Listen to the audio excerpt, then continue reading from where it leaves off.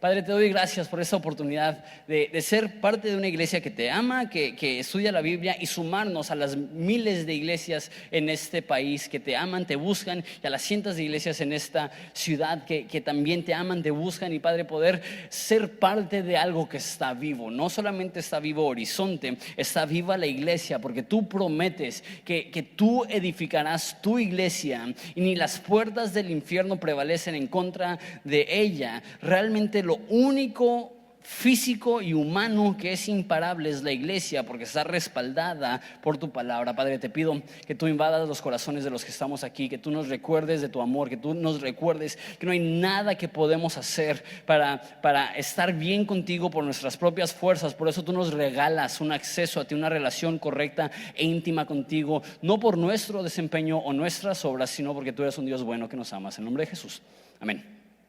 Hoy en día, una de las cosas más importantes es ser auténtico, es ser real. La frase que se utiliza mucho es creer en ti mismo, o tener convicciones fuertes, o que lo que crees que seas genuino o devoto. De hecho, uno de los insultos que se utilizan hoy en día es: qué falso eres, qué doble cara eres. Y de hecho me tocó ver un programa de televisión donde las personas eran personas malas, eran egoístas, eran enfocadas en sus propias necesidades, egoístas, eran personas promiscuas sexualmente, eran personas que tenían un abuso excesivo de alcohol y de sustancias ilegales, cuando se insultaban no decían: oye, qué promiscua eres. El insulto que tenían es: eres bien falsa, eres bien doble cara. Porque en nuestra cultura la sinceridad es el mayor atributo. El ser genuino es lo más importante. En México la cultura no es tanto que sea real lo que creas, con que sea real para ti, con que lo creas con todo tu corazón. Lo hemos visto, lo hemos escuchado, esa actitud que todas las religiones son diversos ríos que desembocan en el mismo mar. Y lo que tú necesitas hacer es escoger tu propio camino y ser fiel a tus convicciones y creer en ti y ser devoto y ser sincero y no ser falso y vivir con convicciones. Ese es el tipo de lenguaje que existe dentro de la espiritualidad mexicana. Sin embargo, en una cultura que exalta el ser genuino, tenemos que recordar que ser genuino es bueno, pero estar completamente dedicado a algo que no es cierto, lejos de ser un beneficio, se convierte en una maldición. Porque si tú inviertes todo en algo que no es cierto, entonces vas a perderlo todo, por más comprometido que estés, por más devoto que seas. Si tú le apuestas todo a un equipo, tú puedes amar a ese equipo, pero si ese equipo pierde, te quedas sin nada. De la misma forma, si tú dedicas toda tu vida a algo, amas algo por encima de todas las cosas, y esa cosa no es la verdad, te vas a quedar vacío, te vas a quedar solo, te vas a quedar desamparado. No es suficiente ser devotos o sinceros, necesitamos conocer la verdad. Por eso Jesús dice: conocerás la verdad y la verdad te hará libre. No dice: serás sincero y un corazón con una limpia conciencia es todo lo que necesitas. Dice: no, necesitas ser una persona que conoce la verdad. Mira el pasaje y verás por qué digo esto. Romanos 10:1 dice: hermanos, ciertamente el anhelo de mi corazón y mi oración a Dios por Israel es para salvación, porque yo les doy testimonio que tienen celo, tienen convicción, tienen pasión, tienen celo de Dios, pero no conforme a ciencia. Y lo que significa eso es que tienen un conocimiento, pero no conforme a la verdad. Hay personas que tienen mucha pasión, mucha dedicación, pero no es conforme a la verdad. Y sabes, nuestra mente, no sé lo que hace tu mente. Hay muchas personas en México que son muy devotos a su religión, que cada semana están en una iglesia, cada semana hacen oraciones, cada semana tienen una devoción genuina, y es posible tener una devoción en algo que está incorrecto. Y yo cuando leía eso, te voy a ser honesto, ya hablando súper francos. Decía, ok, hay personas que tienen celo de Dios, pero no conforme a la verdad. Y yo decía, pobres mormones, o pobres testigos de Jehová, o pobres inclusive católicos que tienen una fe muy genuina, pero no está colocada en el lugar correcto. Y después me di cuenta, ¿sabes qué? Eso no es un problema ajeno. Eso es un problema del corazón humano, que aún cristianos o personas que se llaman cristianos, dentro de iglesias que nosotros diríamos, esas iglesias tienen la verdad, hay muchas personas que tienen cierto conocimiento, cierto celo, cierta pasión, pero no conforme a la verdad. Deja explico a lo que me refiero y hablo de mi vida en vez de empezar a juzgar a todos. Esa era mi realidad. Mi realidad es que yo de chavo me crié en una iglesia y tenía celo y tenía pasión, y eso ya se los he comentado, que yo creía que era bien cristianote porque me movía en un círculo donde todos mis amigos eran, bueno, la mayoría de mis amigos eran marihuanos, algunos eran drogadictos a sustancias más fuertes, todos eran bien parranderos y tomaban y eran súper groseros. Entonces yo me exaltaba diciendo, pues yo no tomo, y yo no fumo, yo no uso drogas, yo no digo groserías, yo soy bien cristianote. Y me sentía bien cristiano porque venía a la iglesia y servía. Me acuerdo que en ese entonces había un grupo de jóvenes que nadie quería ir, estaba aburrido. Y por unos 3 o 4 meses yo fui el único joven que iba a ese grupo de jóvenes. Y yo dije, ¿qué tan cristianote soy? Que cuando todos los demás le han dado la espalda al grupo de jóvenes, yo aquí sigo. Postdata, Movimiento Live, la semana antepasada tuvimos 220 jóvenes aquí. Qué chido que pasamos de ser una iglesia con un joven, ahora ser una iglesia con un grupo de jóvenes está siendo de inspiración y bendición para muchas personas. Pero bueno, el punto es que yo creía que porque iba a la iglesia, que porque no decía groserías, que porque no tomaba ni fumaba ni usaba drogas, que yo era un buen cristiano. Pero la realidad es que yo no tenía un conocimiento real de Jesús y no tenía un conocimiento real del evangelio y de la cruz. No es suficiente tener una devoción, necesitas saber la verdad. Y hay muchas personas dentro de iglesias cristianas que vienen semanalmente, que tienen dedicación, que tienen pasión, que tienen celo aún por la palabra como lo tenían los judíos. Pero es un celo que no refleja la verdad, que no han conocido aún a Jesús, que no están enamorados de Jesús, que no han tenido una transformación, no solamente de su conducta, sino de su corazón. Y está triste, como vimos la semana pasada, porque esos son sus hermanos y conocen de Dios sin conocer a Dios. ¿Cómo sabes si eso te está pasando a ti? ¿Cómo sabes si tú eres una persona que conoces de Dios sin saber quién es Dios? Mira el versículo 3 y 4, dice, porque ignorando la justicia de Dios, procuraron establecer la suya propia, su propia rectitud y moralidad y justicia. No se han sujetado a la justicia de Dios, porque el fin de la ley es Cristo, para justicia a todo aquel que cree. Hay 2 tipos de personas. Y en nuestra mente lo dividimos de esta forma. Hay personas que son espirituales y personas que son seculares. Las personas espirituales tienen fe, tienen convicciones, van a una iglesia, creen un credo, tienen una doctrina. Y luego hay personas que son seculares, que son ateos, que no tienen fe. Y esa es la gran división que hay en el mundo, pero esa no es la división que hace Pablo. Él dice que hay 2 tipos de personas: los que ignoran la justicia de Dios y pretenden establecer su propia justicia. Ese es un grupo. Y el otro grupo es los que conocen que el fin de la espiritualidad, religión, aquí lo menciona la ley, es conocer a Jesús. Ese es el gran contraste. Hay personas que quieren estar bien con Dios basado en su desempeño propio. Eso se conoce como religión. Cuando estoy hablando de religión, no estoy hablando simplemente de una creencia, porque nosotros somos religiosos en el sentido que venimos a una iglesia y tenemos un libro religioso que establecemos. Religión aquí no lo estoy diciendo como un sistema de creencias. Aquí voy a definir religión como el intento humano de estar bien con Dios basado en tus propias obras. Esa es religión. Y hay personas religiosas dentro de iglesias cristianas y católicas y musulmanes y budistas e hindús y musulmanes, no sé si ya los mencioné, pero todas las personas que adoptan esta actitud de religión, lo que están diciendo es: yo quiero estar bien con Dios basado en mi propio desempeño. Esa es la mentalidad más común. Si a alguien en la calle le preguntas: ¿crees que vas a ir al cielo? La gran mayoría de personas se dirían que no, me voy a ir al infierno. No, todos creen que van al cielo. Y cuando le preguntas: ¿y por qué vas a ir al cielo? No te responden: porque la sangre de Jesús ha limpiado mi alma. Te responden: pues no soy tan malo, ¿no?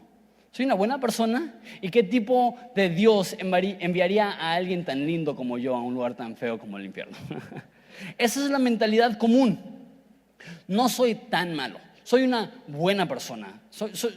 Mis obras buenas son más que mis obras malas, y seguramente Dios va a tomar eso en consideración. Esa es la actitud de religión. Yo intento agradar a Dios basado en mi propio esfuerzo. Lo vuelvo a leer, si pueden poner el versículo 3. Dice que intentan establecer su propia justicia ignorando la justicia de Dios. Esto es lo que significa eso.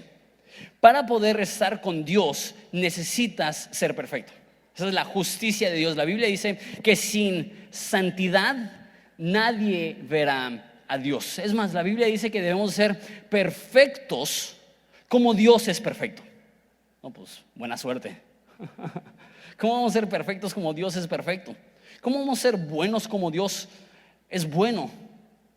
Y es una meta inalcanzable. Dice en Santiago que aquella persona que rompe una regla es como si rompiera todas las reglas. Y dice Proverbios: ¿quién se puede limpiar a sí mismo? Si has pecado, ¿quién se puede limpiar? Es como si tuvieras las manos llenas de lodo y estás intentando limpiar una playera blanca. Por más que intentas limpiarte, estás mostrando que estás sucio. Y de la misma forma, aquella persona que está intentando estar bien con Dios basado en sus propias obras, ignora que para estar bien con Dios necesitas ser perfecto. Entonces tú dices: entonces nadie está bien con Dios. Y si fuera por obras sería cierto, pero la Biblia nos presenta que para estar bien con Dios debemos de depender no de nuestras obras, sino de la obra de Jesús en la cruz a nuestro favor, que nos perdona, nos renueva, nos hace una persona diferente. No confiamos en nuestra obra, confiamos en su obra. No confiamos en nuestra santidad, confiamos que Él es tan santo que Él nos puede regalar de su santidad para que nosotros seamos santos como Él es santo. Por eso el verso 4 dice que el fin de la ley, el fin de toda la Biblia, es que lleguemos a Jesús para que Él nos dé justicia, rectitud, santidad a todo aquel que cree. Eso lo hemos visto muchas veces en Romanos. Cuando Dios nos ve limpios y puros y sin mancha y santos, no porque seamos limpios, puros, sin mancha y santos, sino porque Dios nos limpia. Y nadie se puede limpiar a sí mismo. Y querer ir al cielo, pero estar sucio, es como querer entrar a una casa blanca llena de lodo. No puedes. Pero lo que hace Dios es que Él sale de su casa, Él sale del cielo, Él viene a la tierra, Él muere en tu lugar, y con su sangre, la Biblia dice que Él nos limpia para que así podamos tener acceso al Padre. Si podemos tener una relación con Dios, no es porque no somos malas personas o no somos tan malos. Si podemos tener una relación con Dios es porque Él tuvo misericordia de nosotros, nos limpió y ahora tenemos acceso al Padre. El fin de la ley es Jesús. El fin de las reglas no es que digamos vamos a seguir a la perfección. Es que nos demos cuenta: no puedo, necesito ayuda. Y esto nos apunta a Jesús. Sigue hablando de esto. Dice: porque de la justicia que es por la ley, el intentar ser bueno, la religión, Moisés escribe así: el hombre que haga estas cosas vivirá por ellas. Si quieres estar bien con Dios basado en tu desempeño personal, será un trabajo sin final. Y será agotador, y será cansado, y será seguir un espejismo. ¿Alguna vez has estado manejando y en la carretera ves a lo lejos algo que parece agua?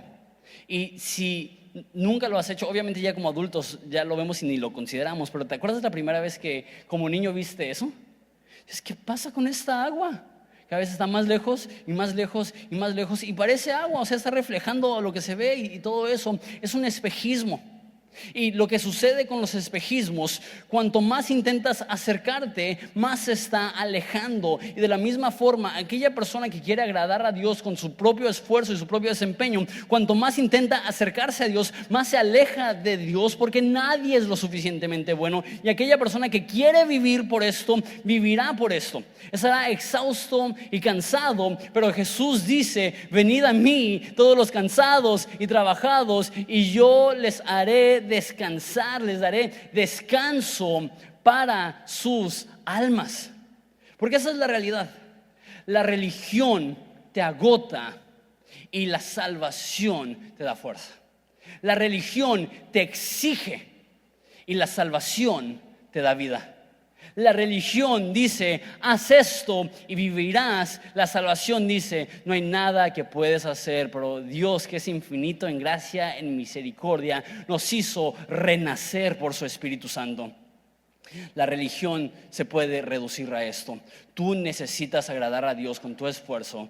La salvación de la Biblia dice: no hay nada que puedes hacer, Dios ya lo hizo todo. Aprende a confiar, aprende a descansar, aprende a recibir, aprende a ser transformado por su gracia. Porque dice, versículo 6, la justicia que es por la fe, o sea, ese acceso a Dios por medio de la fe, dice así: no digas en tu corazón quién subirá al cielo, esto es para traer abajo a Cristo, o quién descenderá al abismo, esto es para hacer subir a Cristo de entre los muertos. Esto se escucha muy confuso, pero es muy sencillo. Lo que está diciendo es: ¿quién puede decir yo soy lo suficientemente bueno para ir al cielo? ¿Quién es lo suficientemente bueno para ganarse acceso al Padre? Nadie. Y cuando dice, ¿y quién puede descender al abismo? Lo que está diciendo es: ¿quién puede sufrir lo suficiente para pagar por sus pecados? Nadie es lo suficientemente bueno para ir al cielo, y nadie ha sufrido lo suficiente para no tener que ir al infierno a pagar por sus maldades. Entonces, si nos estamos basando en nuestras fuerzas, no llegaremos al cielo y no podemos evadir el infierno. ¡Qué terrible! Por eso necesitamos tener fe, porque mira esto. Mas, ¿qué dice? Ese versículo está precioso. Cerca de ti está la palabra, en tu boca y en tu corazón, esta palabra de fe que predicamos. Lo que está diciendo aquí Pablo es: la salvación no está distante. La religión te hace pensar Dios está bien lejos, y tener una relación con Dios es bien difícil y es casi imposible. ¿Sabes qué? La Biblia dice: está una palabra, está cerca. O sea, tú a lo mejor has corrido toda tu vida de Dios. Dios no te ha dado la espalda. Dios sigue ahí, Dios sigue cerca. Dice en Hechos que Dios ha determinado toda tu vida para que lo busques y lo encuentres, porque no está lejos de ti. Si tú estás aquí, Dios no está lejos de ti. Tú a lo mejor le diste la espalda a Dios. Tú a lo mejor estás llegando hoy después de años de darle la espalda a Dios, y accediste a una invitación y dices: ¿qué hago aquí? Y de repente dices: sí, lo necesitaba. He descuidado mi alma. Sabes, a lo mejor tienes una trayectoria larga huyendo de Dios, pero Dios está cerca de ti. Como Jonás, que él piensa: no, me voy a subir a un barco y voy a ir al otro lado del mundo, y ahí estaba Dios. Tú también a lo mejor has dicho: no quiero nada que ver con Dios, pero Dios nunca se da por vencido. Dios sigue buscando. Y dice que con una palabra de tu boca, una palabra de fe genuina, colocada sobre un salvador adecuado, salva tu alma. Tener fe genuina no es suficiente si no va depositada sobre algo que puede salvar. Pero cuando combinas fe genuina con un Salvador real, el resultado es vida eterna. Cuando tú crees y dice: está en tu boca y en tu corazón la palabra de fe, y explica exactamente lo que quiere decir con eso. Si confiesas con tu boca que Jesús es el Señor y crees en tu corazón que Dios le levantó de los muertos, serás salvo. Y salvo es una palabra súper cristianota, que personas dicen: pues ¿salvo de qué? ¿Por qué necesito salvación? Y la verdad es que todos necesitamos salvación de muchas cosas. Todos nacemos con una naturaleza que peca, todos nacemos con el destino marcado porque le hemos dado la espalda a Dios del infierno. Todos estamos bajo la opresión del maligno, necesitamos salvación de nuestro carácter de pecado, necesitamos salvación de nuestro destino que se llama el infierno si no conocemos a Jesús. Necesitamos salvación de nuestro adversario, el diablo. Y aquí dice que si confiesas con tu boca que Jesús es el Señor y crees en tu corazón que Dios le levantó de los muertos, quizá tendrás salvación, quizá tendrás esperanza. A lo mejor Dios te perdona, ¿es lo que dice? Si crees con tu corazón que Dios le levantó de entre los muertos, serás salvo. Y eso se escucha demasiado sencillo. Entonces nada más digo Jesús es el Señor y ya me voy al cielo y ya no. Pues qué fácil. Pero es un poco más que eso, porque la Biblia dice que en aquel día muchos dirán Señor, Señor, y Jesús les dirá apártate de mí que nunca te conocí. Entonces es más que solamente decirlo. La palabra aquí confesar significa confirmar. No solamente es decir Jesús es el Señor, sino que confirmes Él es Señor. Lo que significa Señor aquí es dueño, es amo, es el patrón. Todo aquel que confirma con su vida que Dios es el amo de su existencia, ellos son los que son salvos, los que tienen una relación con Dios. No es suficiente decir Jesús es el Señor, necesitas reconocerlo como Señor de tu vida. Si entiendes que Jesús nunca dijo recíbeme, lo que Jesús decía era sígueme. No es haz parte de tu vida a Jesús, agrégalo y súmalo a lo que estás haciendo. No, es rinde tu vida a Jesús y ahora recibes una redirección absoluta, porque antes tú eras el patrón, tú eras el amo, tú eras el dueño y ahora has recibido un nuevo dueño, un nuevo amo. Él es Jesús y le seguimos, y eso es lo que significa confesarlo como Señor. Ahora Él es el rey de nuestras vidas, es el rey de nuestra existencia. Y cabe notar también, bien importante esa frase, el Señor. Lo he dicho, pero lo debería decir más. En el Antiguo Testamento, a lo mejor si tienes tiempo de cristiano, tú sabes esto, pero el nombre de Dios era Yahvé o Jehová. Si lees el Antiguo Testamento, está repleto con referencias a Dios como Jehová o Yahvé. Y lo que sucedía es que por reverencia a Dios, los escritores de la Biblia no querían escribir el nombre de Dios. Entonces escribieron las puras iniciales, YHWH. Y a lo largo del tiempo nadie sabe cómo se pronuncia. Por eso nosotros decimos Jehová, pero la verdad es que nadie sabe realmente cómo se pronuncia el nombre de Dios. El Nuevo Testamento, la segunda mitad de la Biblia, se escribe cientos de años después de lo que escribieron al principio los hebreos, y se escribe en otro idioma. No se escribe en hebreo, se escribe en griego. Y cuando les toca la tarea de traducir esta frase Yahvé o Jehová, ¿cómo lo vamos a traducir si ni siquiera sabemos cómo se dice? Entonces lo que optaron, lo que decidieron hacer es cambiar el nombre de Jehová por el Señor. Por eso en el Antiguo Testamento está repleto de Jehová, Jehová esto, Jehová eso, Jehová eso, Jehová eso, Jehová esto. Y vas al Nuevo Testamento y no vuelves a ver ni una mención del nombre Jehová. ¿Por qué? Porque el Nuevo Testamento se escribe en griego y utilizan la frase el Señor. Por eso dice en Filipenses que Dios le ha dado el nombre que es sobre todo nombre, para que en el nombre de Jesucristo toda rodilla se doble y toda lengua confiese que Jesús es el Señor. Entonces cuando dice que confiese con su boca que Jesús es el Señor, lo que está diciendo es que necesitas reconocer que Jesús es Dios hecho carne. Jesús no es un buen hombre o simplemente un profeta, sino que Él es Dios en forma humana que vino a vivir una vida perfecta para poder ofrecernos salvación. Necesitas creer no solamente que Él existe y no solamente que Él es el dueño de tu vida, necesitas creer que Jesús es Dios. Dice, si crees en tu corazón que Dios le levantó entre los muertos, serás salvo. Ahora, esta frase se escucha un poco cursi, ¿no? Creer en tu corazón. ¿Creerlo dónde? Pues en tu corazón.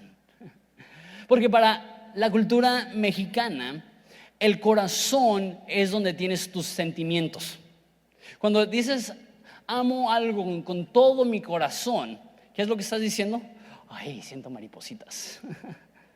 Entonces vemos esto, cree en tu corazón, y lo vemos como una convicción emocional. Pero para el judío, el corazón era mucho más que el centro de las emociones. El corazón era el centro de mando del ser humano. La forma que lo dice Proverbios es: sobre todas las cosas guardadas, guarda tu corazón, porque del corazón proviene la vida. Para la mente hebrea, judía, cuando dice cree en tu corazón, no está diciendo ay, siéntelo bien profundo, bien profundo. Lo que está diciendo es que esta realidad sea el eje por el cual está colocada, en el cual está colocada tu vida, que sea el radar que te da un norte y un sentido, que cada decisión que tomas y cada acción que haces sea dirigida por el hecho que Jesús Jesús se levantó de entre los muertos, que Jesús no está vivo. Y para creer que Jesús se levantó de entre los muertos, necesitas creer que Jesús murió. Entonces déjate, te lo digo así con manzanas y peras. ¿Cómo puedes ser salvo? 1, necesitas creer que Jesús es Dios. Dios hecho carne, que vino a vivir una vida perfecta. 2, necesitas creer que Jesús murió. Que Jesús murió en tu lugar, que su sacrificio fue para perdonarte. 3, necesitas creer que Jesús venció la muerte y puede perdonarte y puede darte una nueva vida. Y 4, esta realidad se convierte en lo que dirige tu vida, y ahora puedes confirmar y confesar: Jesús es el amo de mi existir. Eso es ser un cristiano. Así de fácil. Jesús es Dios, Jesús murió por ti, Jesús resucitó para darte salvación, y ahora todo lo que haces es dirigido por Jesús. Si esto es una realidad en tu vida, eres cristiano. Y mira lo que dice: porque con el corazón se cree para justicia, pero con la boca se confiesa para salvación. Lo que estaba hablando, porque la Escritura dice: todo aquel que en él creyere no será avergonzado. Lo único que necesitas para obtener salvación y transformación y perdón de pecados y esperanza es creer, es confiar. Es decir, Jesús es suficiente. Es decir, yo no necesito enfocarme en mi desempeño o mis obras o las leyes o las reglas. Puedo confiar en el hecho que Jesús murió por mí, vive por mí y me puede ofrecer salvación. Y dice versículo 12: porque no hay diferencia entre judío y griego, pues el mismo es Señor de todos, es rico para con todos los que le invocan, porque todo aquel que invocare el nombre del Señor será salvo. Recuerda que en Roma había este pleito entre judíos y gentiles y romanos, y hay este pleito de que no, tú por ser judío no eres especial, y Pablo dice: sí son especial, son el pueblo de Dios.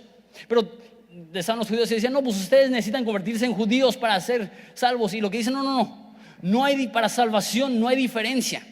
Si eres judío, romano, mexicano, americano, lo que sea, cualquier persona que es salva por la misma razón. Me encanta esa palabra, porque invocó el nombre de Jesús. Esa palabra invocar literalmente significa pedir socorro. Quiero que te imagines que te caes de un barco y es una tormenta, y ves cómo la corriente te está llevando y ves cómo se separa el barco. ¿Qué es lo que vas a hacer? Pues que les vaya bien, nos vemos cuando regrese a la tierra. ¿Lo que vas a hacer? Vas a gritar: ¡socorro! ¡Aviéntame la ruedita esa! Una persona que entiende su condición no le dice a Dios: al rato nos vemos, yo llego al cielo. Una persona que entiende su condición no dice: pues no estoy tan mal. Una persona que entiende su condición dice: ayuda, y todo aquel que invoca en el nombre de Jesús será salvo. No está esperando Dios que seas bueno, está esperando Dios que confíes. Dios no está esperando que confíes en tus obras, está esperando que confíes en sus obras. El mundo te dice y te reitera, cree en ti. Déjate, digo la neta, no hay esperanza al creer en ti. Necesitas creer en algo mucho mayor que tú. Necesitas creer que Jesús es suficiente y todo aquel que invoca el nombre del Señor será salvo. Me encanta esto. Eso no es una actitud de prepotencia, yo puedo. Eso no es una actitud de orgullo, no soy tan malo. Y si tengo una relación con Dios, pues para que me ayude un poco. No, es una actitud de bienaventurados son los pobres de espíritu, porque de ellos es el reino de los cielos. Esta actitud que dice, yo no tengo nada que ofrecerle a Dios. Hay un contraste que Jesús habla, que hay una persona, un fariseo, un religioso, y dice, Dios, te doy gracias que yo no soy como él. Y hay otra persona que se golpea en el pecho y ni siquiera puede levantar los ojos al cielo y dice, ten misericordia de mí, que soy pecador. Y Jesús dice, ¿quién crees que fue justificado? La persona que invocó en el nombre de Jesús. El orgullo es el pecado que te puede mantener fuera del cielo, pero todos los demás pecados pueden ser remediados cuando simplemente dices, auxilio, socorro, ayúdame. Un corazón orgulloso no puede ser perdonado porque rehúsa a pedir ayuda, pero aún un corazón lleno de maldad, lleno de pecado, lleno de injusticia, cuando se humilla y pide ayuda y pide socorro e invoca en el nombre de Jesús, será salvo, porque no importa tu nacionalidad, no importa tu trasfondo, no importa tu familia, lo que importa es que creas que Jesús te puede salvar a ti. Continúa. Ok, entonces eso está padre. Está diciendo, quiero que personas sean salvos, y es tan frustrante porque es tan fácil. Pide la ayuda a Jesús, reconoce que no eres suficiente, reconoce que no puedes solo, cree que Él es Dios de tu vida, cree que Él murió por ti, cree que Él resucitó por ti y deja que Él gobierne y eres salvo. Y dice, si es tan sencillo, ¿por qué no hay más personas que son cristianos? Y dice, ¿cómo invocarán a aquel al cual no han creído? Dice, el problema es uno de fe. Si no crees que Dios te puede salvar, no le vas a pedir ayuda. Si no crees que Jesús es la solución, no lo vas a buscar. Entonces el problema es que la gente no cree que necesita ayuda. ¿Y por qué no cree que necesita ayuda? ¿Cómo creerán aquel de quien no han oído? ¿Cómo van a creer que Jesús es suficiente si no han oído acerca de Jesús? Si la realidad de quién es Jesús no se les ha sido contado. Y tú dices, ok, entonces el problema es que no escuchan, son sordos. Pero dice Pablo, no. ¿Cómo oirán sin haber quien les predique? Entonces dice, necesitamos que más personas invoquen el nombre de Dios. Pero ¿cómo lo van a invocar si no creen en Él? ¿Y cómo van a creer en Él si no oyen? ¿Y cómo van a oír si nadie les predica? Y tú pensarías que ahí termina. La razón que no hay más cristianos es porque necesitamos a más personas predicando. Pero lo lleva un paso más allá. No termina diciendo, entonces necesitamos más predicadores. Mira el próximo versículo. ¿Y cómo predicarán si no fueren enviados? Y ahí termina. Entonces está diciendo, quisiera que hubiera más cristianos, pero no va a haber más cristianos si no invocan en el nombre de Jesús. Y si no creen, no lo van a invocar. Y si no oyen, no van a creer. Y si no les predican, no van a oír. Pero dice, si los predicadores no son enviados, no les van a predicar. Eso significa dos cosas: que el cristiano tiene la responsabilidad de ser un enviador. Me explico a lo que quiero decir con eso. John Piper, me encanta cómo lo dice, hablando de predicar, hablando de alcanzar a personas que no son cristianas, hablando específicamente de misiones, que es salir de tu hogar para ir a otra cultura para alcanzarlos, como Jesús que dejó el cielo para alcanzar a la humanidad. También hay personas aquí, se llaman misioneras, son personas que dejan su hogar y van a otro lugar para compartir la esperanza de Jesús. La forma que lo dice John Piper, inspirada por este pasaje, que yo creo que es que tiene una precisión increíble, es que para el cristiano hay 3 opciones: ir, enviar o desobedecer. O somos misioneros, o apoyamos misioneros, o estamos desobedeciendo. Porque para que un misionero pueda ir, necesita alguien que le envíe. Es como si alguien cae en un pozo, necesitas 2 personas: alguien que baje y alguien que sostenga la cuerda. Aquellos que envían son los que sostienen la cuerda para que otros puedan ir. ¿Cómo se envía? Por oración, por estructura, por una iglesia local, por apoyo económico. Todo cristiano que no está predicando de tiempo completo necesita estar apoyando económicamente a un misionero. Dices, chin, no estoy haciendo eso. Déjate, te tranquilizo un poco. Horizonte apoya a 6 plantaciones de iglesias.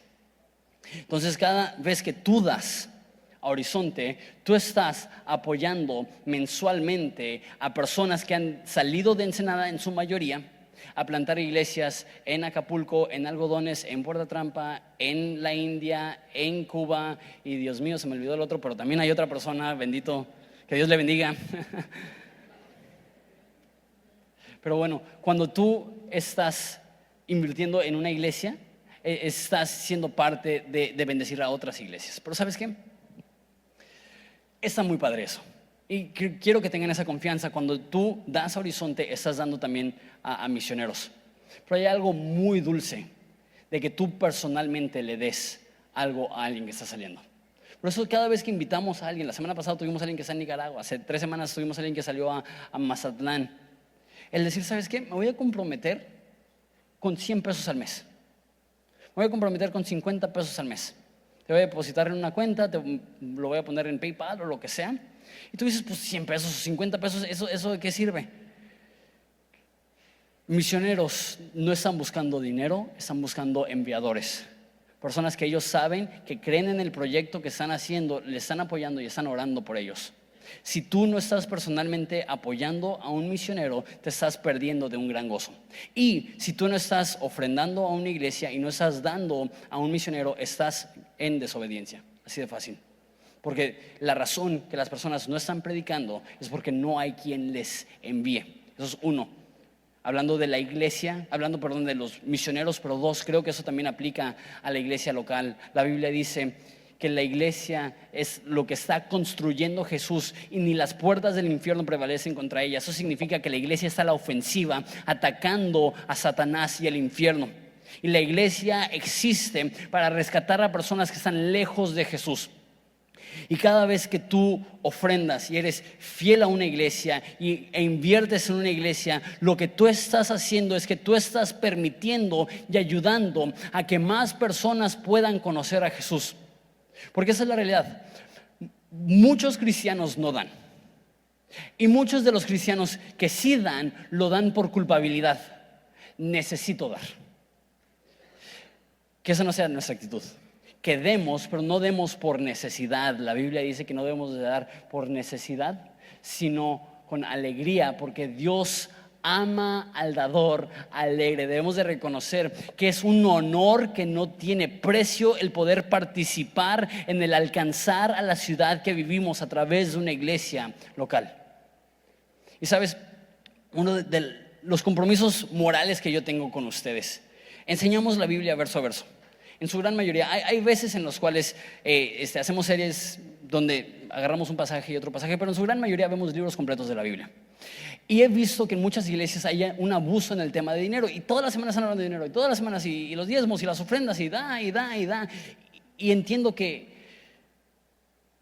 para una persona que no es cristiana, eso es un gran obstáculo, porque dicen, no, pues aquí quieren mi dinero. Por eso cada vez que oramos por las ofrendas, yo digo, si no eres cristiano, no des, no queremos tu dinero, queremos que tengas una relación con Jesús. Entonces, uno de mis compromisos morales es solamente hablar del dinero cuando el pasaje que estamos estudiando está hablando del dinero. Y eso es bueno y malo. Eso es bueno porque nunca hablamos del dinero. Eso es malo porque nunca hablamos del dinero. Y muchas personas me han dicho, si esa es tu actitud, ¿Cómo formas en las personas la disciplina espiritual de dar a Dios? Lo que dice la Biblia, de dar a Dios lo primero y lo mejor. Y la verdad es que yo creo en el poder del Espíritu Santo. Yo creo que si tú eres cristiano, Dios va a poner en ti el deseo de ser fiel y constante al dar a una iglesia local. Pero también entiendo que a lo mejor hay algunas personas que son un poco renuentes. Y dicen, ay, es que no, tengo necesidades y necesito comprar eso, necesito pagar eso. ¿Sabes qué? La Biblia dice, honra a Dios con tus bienes. Es un honor poder participar en la promulgación del evangelio a través de una iglesia local en la ciudad que amamos. No damos por necesidad ni con tristeza. ¿Por qué? Porque Dios ama al dador alegre. El dar para nosotros debería ser un gozo, una bendición, un honor y un privilegio, y debemos ser la iglesia más generosa que podamos ser, no porque estamos pidiendo algo de Dios, sino porque reconocemos que el mejor uso de nuestro dinero es hacer equipo con lo que Dios está haciendo a través de una iglesia local, enviando predicadores, facilitando. Necesitas saber eso. El último año tuvimos reproducciones de sermones en internet, casi 1 millón. 1 millón de personas. ¿Sabes cuánto es eso? Han escuchado el evangelio gracias a los recursos que estamos generando. Y tú eres parte de eso. Y la Biblia dice, cuán hermosos son los pies de los que predican. Y la primera vez que leí eso dije, no voy a ser predicador porque tengo pies de hobbit.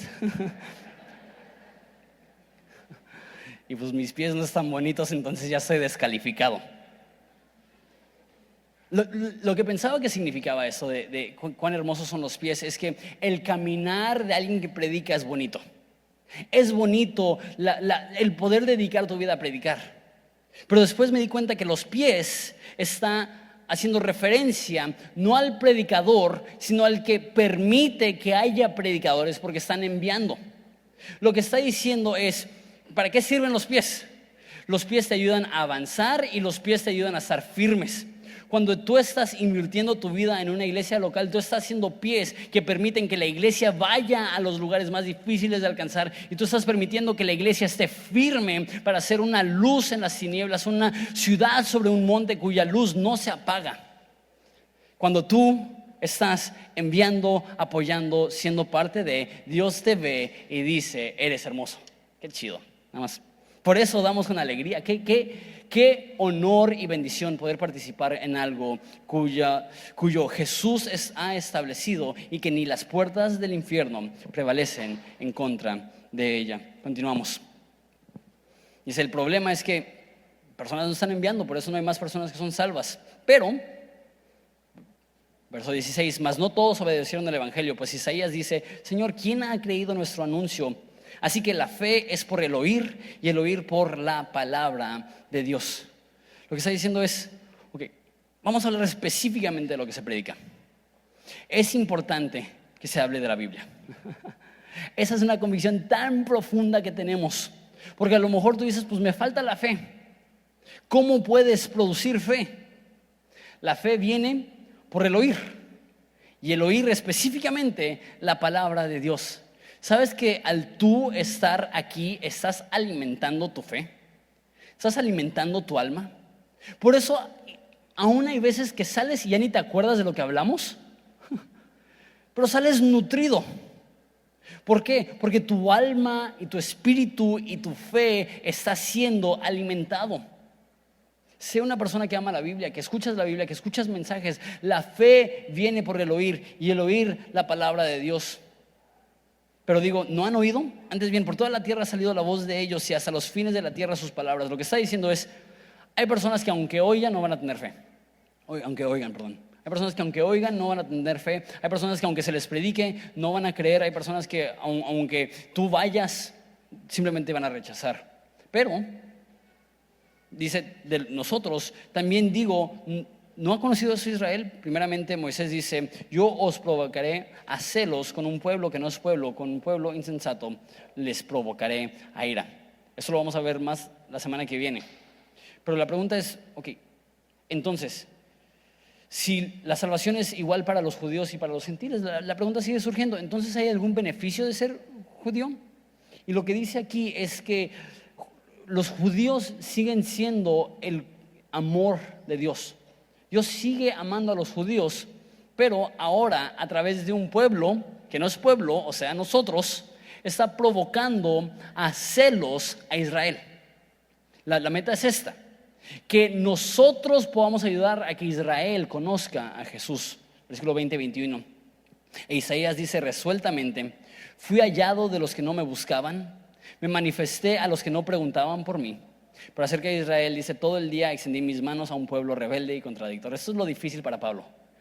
Aquellas personas que no son religiosas, que no conocen a Dios, que no tienen fe, ellos son los que de repente encuentran a Jesús.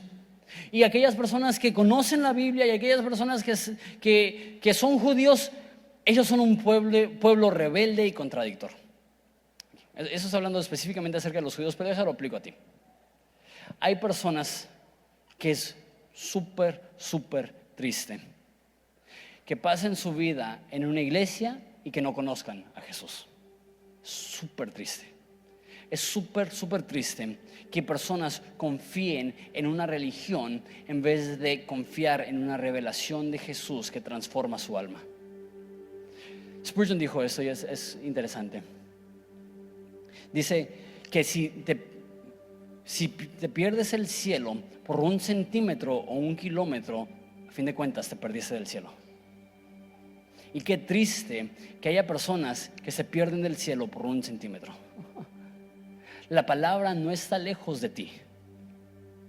Dios ha fijado tu lugar de existencia para que lo busques y lo encuentres. La salvación no es compleja. Todo aquel que invoque el nombre de Jesús será salvo. ¿Te puedes poner de pie, por favor, al terminar?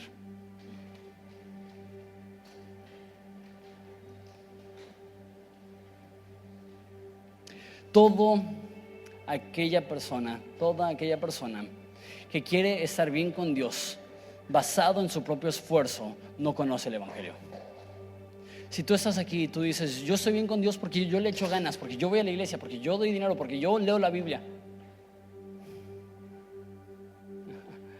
estás buscando un espejismo, estás correteando una meta inalcanzable. Dios no espera que te mates para poder conocerle. Jesús estuvo dispuesto a morir para que le puedas conocer. Esa es la realidad del cristianismo. El cristianismo sí te costará todo. Dice un teólogo, Dietrich Bonhoeffer, que cuando Jesús invita a alguien, le dice: ven y muere. El cristianismo sí te va a costar todo. Y en uno de los sentidos no es fácil, porque el confirmar que Jesús es el Señor significa: yo ya no soy el amo y yo ya no soy el dueño. Pero hay un sentido en el cual sí es fácil y lo sobrecomplicamos y ponemos trabas y decimos: personas, necesito hacer esto y eso, y después puedes buscar a Dios. Sabes, una vez les voy a compartir 2 historias, nada más para que sepan por qué Horizonte opera como opera. Una vez había una chava que por años estuvo invitando a su amiga a la iglesia. Su amiga no tenía ningún tipo de relación con Dios, no tenía nada de fe.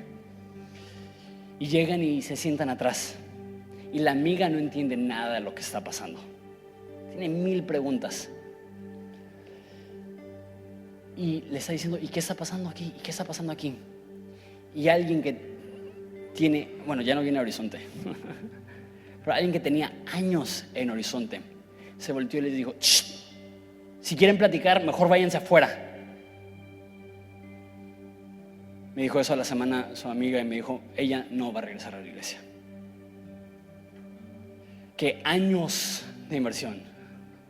Ven, te va a gustar, vas a aprender de Jesús.